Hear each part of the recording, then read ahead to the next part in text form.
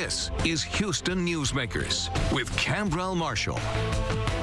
Good morning and welcome to Houston Newsmakers, where my first guest this morning is HISD Superintendent Millard House II. He spent this past week making media stops to talk about what he's learned in his first 100 days on the job and to talk about what's next. You may have seen him sit down with KPRC2 Zach Lashway last week. This morning we'll dig a little deeper into the road travel so far and what's ahead. Superintendent House, welcome back to Houston Newsmakers. Good to see you. Cambrell, it's great to be here. Great to see you again as well. So I'm going to assume that you're saving the best for last since you got here. This media tour, why not have the best for last right here? Exactly. I couldn't have said it better.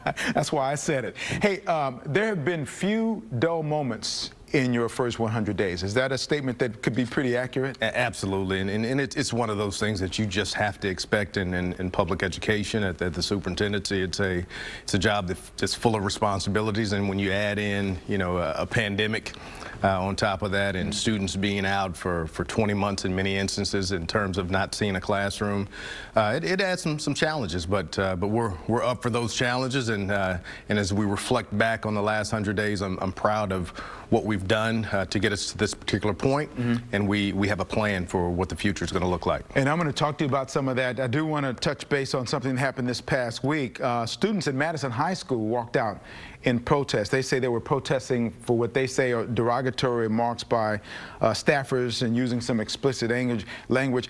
Have you heard those comments? What's your reaction to them, and what's your reaction to students walking out of class to protest? We definitely have heard what's going on at Madison High School, and there's an active investigation going on essentially as we speak. Anytime we get a major concern, especially as these concerns have come in, we have to do due diligence and focus our efforts on doing what's right. So we're in the midst of that investigation. Of course, I can't share any specifics around what we're learning, but once we have those findings completed, we'll do what's right in the best interest of students, staff, and safety. I know that you like to have students say what's on their mind, but getting out of class maybe, is that, it's free speech, that sort of thing? Is that, you know what, we're in a day and age, Cambrell, of student voice, community voice, and it's important that students have some kind of voice. They're doing it in different ways nowadays, and it's important that we allow somehow of an outlet to ensure that they're being heard. Many schools are, for example, our student congress. It's something that I value and look forward to. We actually have even recently changed the way we take comments in our board meetings as well. We're allowing for those comments to happen even online. We're a big community, and not everybody can make it to Hattie Mae. So we welcome that voice in an organized manner, and look forward to making sure that that's a part of what we do. Part of my 100 days was getting out and hearing, from 17 different communities around my listen and learns, different town halls, different round tables, individual meetings. So voice is important. And that 100 days and those meetings, did anything stand out more consistently than anything else? There were definitely some themes that popped up during our 100 days, and that's something that we have to pay attention to, and it's led towards 5 particular priorities that we'll be focusing on. And when I think about those things that have popped up, things like ensuring that the safety of kids is focused on, parents and students and community highly prioritizing the effective engagement of educators and staff.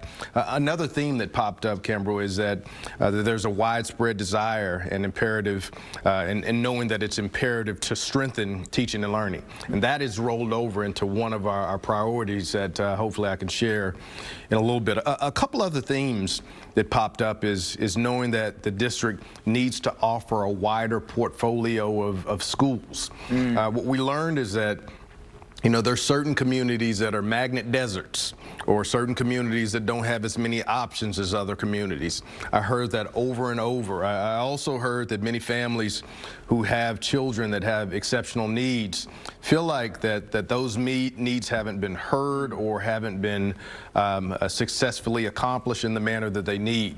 So several themes that have rolled over into our priorities that'll be focused on. So in those kinds of scenarios, how does that process start to work to change that? Is that a process of putting dollars toward the project, for example, the magnet deserts or the special ed? It sounds to me that that's going to take some strategic thinking and some money that's going to go toward it. Cameron, you hit the nail on the head. Where it starts is developing priorities first.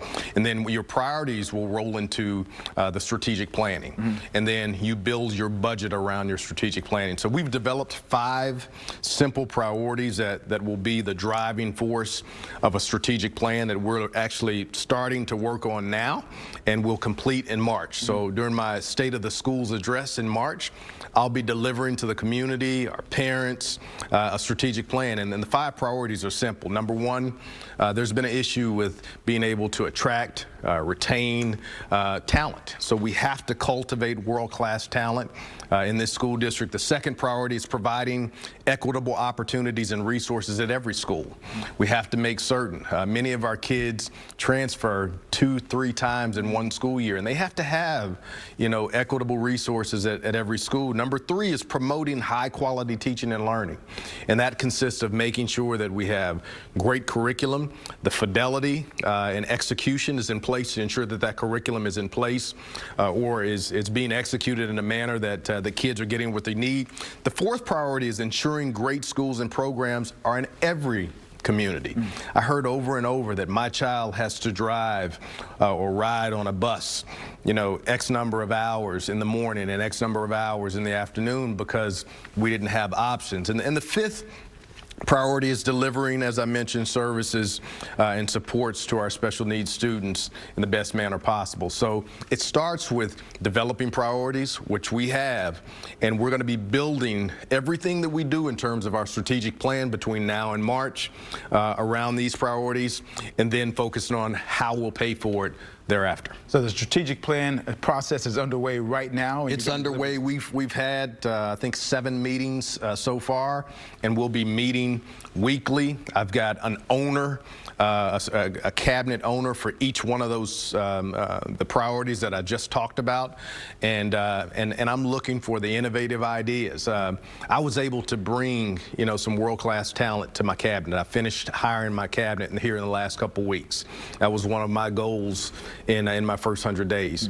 And I brought on some individuals that I know can handle the work, bring innovative focus to what we need in this school district and what we need in this community, and it excites me at a high level. And we're going to talk more about all that your plans are. We got Newsmakers Extra because we got to have some more time to talk about this. So Newsmakers Extra, you can find that on the Newsmakers page on clicktohouston.com. Superintendent House, thank you for sticking around and Absolutely. this conversation.